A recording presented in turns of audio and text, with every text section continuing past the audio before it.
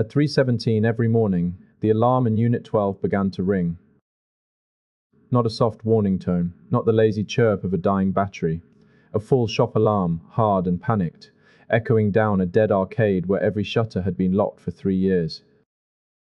The first night Daniel heard it, he assumed it was a fault in the panel. The second night, he assumed it was a rat. By the third, he had learned something worse. Unit 12 had never been a shop. It had no front door on the old floor plan, no power account, no tenant history, no delivery records, nothing but a blank rectangle behind a metal shutter, squeezed between the old phone repair kiosk and the corridor to the loading bay.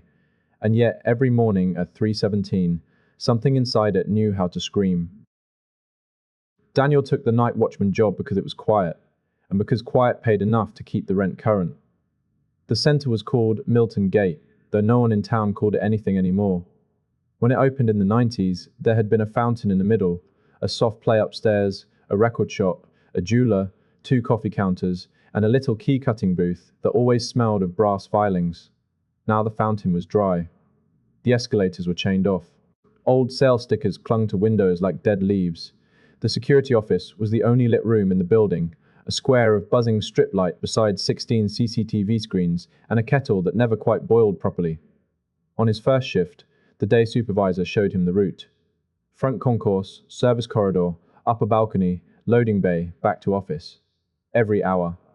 Do not go into tenant units unless there is water, fire, or forced entry. Daniel nodded. And Unit 12, he asked, because it was marked with a red sticker on the keyboard. The supervisor looked at the key and then at him. That one stays locked. Why? Because we do not have a key that opens it. That was the first lie. Daniel found the key 2 weeks later in the back of the incident drawer, taped under a stack of old logbooks. A small brass key, darker than the others, with a paper tag so faded he could only read the number 12 and one word beneath it. Do not. He laughed when he saw it. A nervous little laugh, alone in the office at 2:30 in the morning, with rain ticking on the skylights above the empty food court. Then the alarm went off. The panel on the wall flashed red. Unit 12. Internal motion. Daniel stared at it, waiting for the automatic reset. 30 seconds. 1 minute. 2. The sound filled the screens.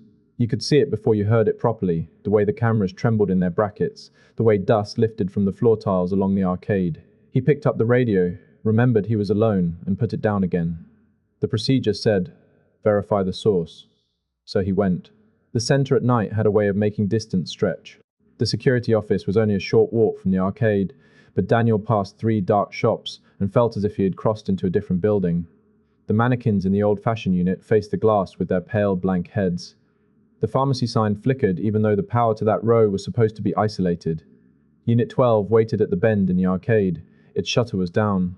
No logo, no window, just grey metal, scratched by years of keys and trolleys and hands. The alarm speaker above it screamed into the dark. Daniel put his hand on the shutter and felt it vibrating. Then, from inside, something knocked 3 times. Not against the shutter. Against glass. There was no glass in Unit 12. Daniel stepped back. He looked left, then right, because that is what people do when they are alone with something impossible. They check the normal world is still there. The empty arcade stared back. He did not open the shutter that night. He went back to the office, wrote false alarm in the log, and watched the CCTV until dawn. At 3:21, the alarm stopped by itself. The next morning, the supervisor read the log without comment.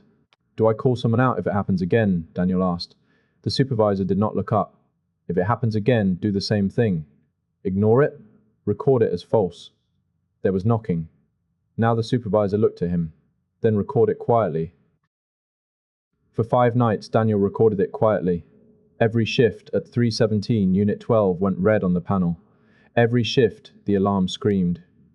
And every shift, something changed. On Monday, there were knocks.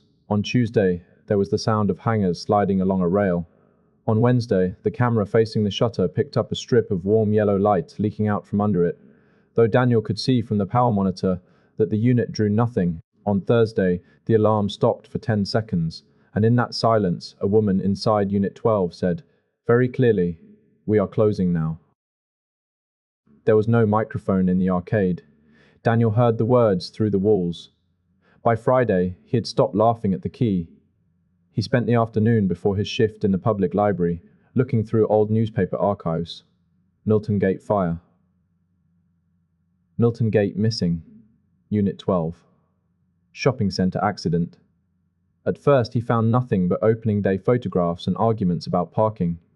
Then, buried in a scanned article from 1998, he found a small paragraph about a fire alarm fault during the centre's first Christmas season.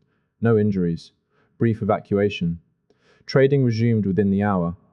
The photograph beside it showed the arcade in brighter days, busy with shoppers in winter coats. Behind them, where Unit 12 now stood blank and shuttered, was a shop with gold lettering across the glass. Harper's, ladies' wear and alterations. Daniel printed the photograph. The librarian watched him fold it with shaking hands. At 2:50 that night, he placed the printout on the security desk and opened the oldest logbook from the drawer.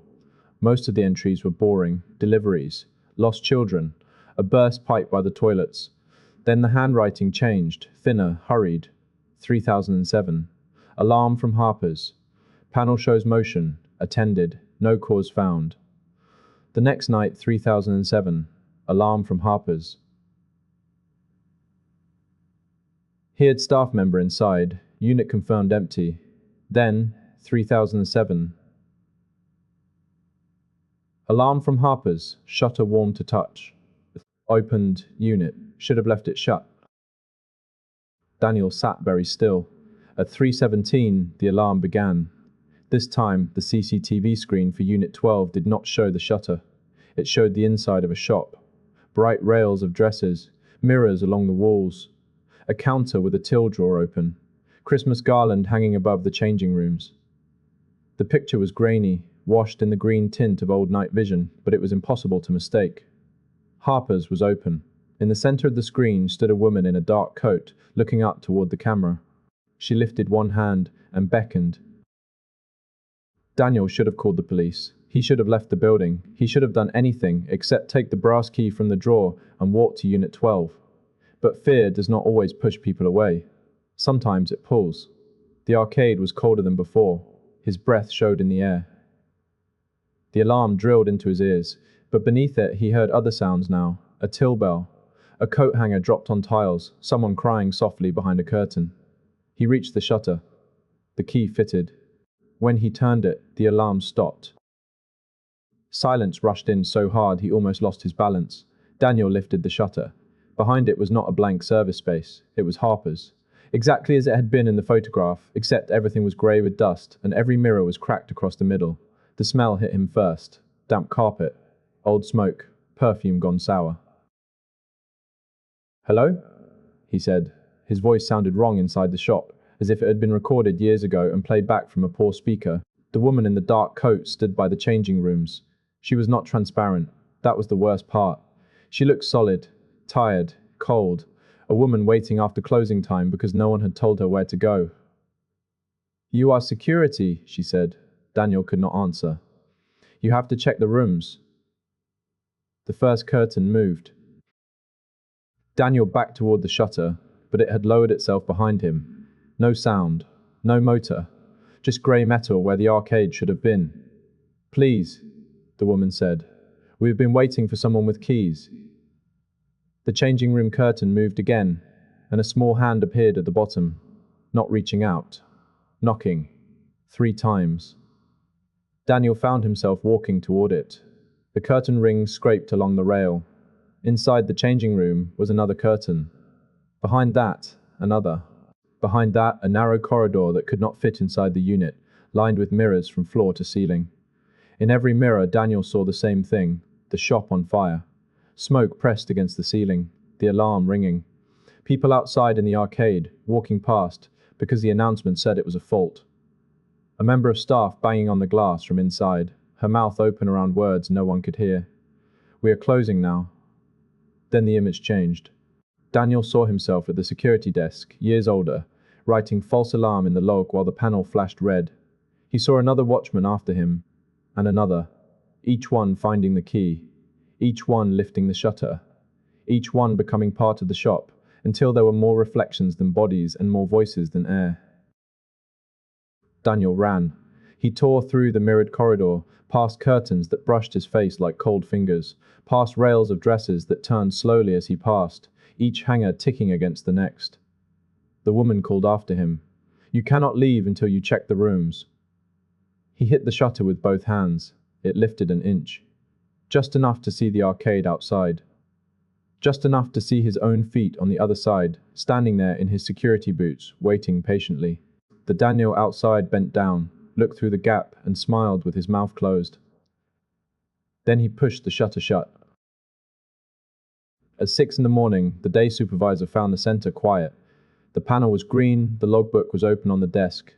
Daniel's last entry was written in handwriting the supervisor had seen before. 3017. Opened unit. Should have left it shut. The supervisor closed the book. He did not call Daniel's phone. He did not call the police. He took the brass key from the desk, taped it beneath the drawer, and wrote one line in the current log. False alarm. No action required. Milton Gate was demolished 6 months later. Most of it came down easily. The fountain, the balcony, the old food court. But the demolition team had trouble with one section near the bend in the arcade. Their tools jammed. Their floodlights failed. One worker said he heard an alarm under the rubble at 3:17 in the morning. When they finally pulled the shutter free, there was no shop behind it, only a narrow service space. Blank concrete, no rails, no mirrors, no mirrors, no mirrors, no mirrors, no changing rooms. And on the floor, in a neat row, 6 security keys with faded paper tags. Every tag said the same thing: do not. Years later, a block of flats stands where Milton Gate used to be. The residents complain sometimes about the fire alarm in the lobby. It happens rarely. Only when the building is quiet. Only when the weather is cold. Only at 3:17. And if you stand close enough to the locked maintenance room beneath the stairs, you can hear a tired voice behind the door, polite as anything, saying, "We are closing now."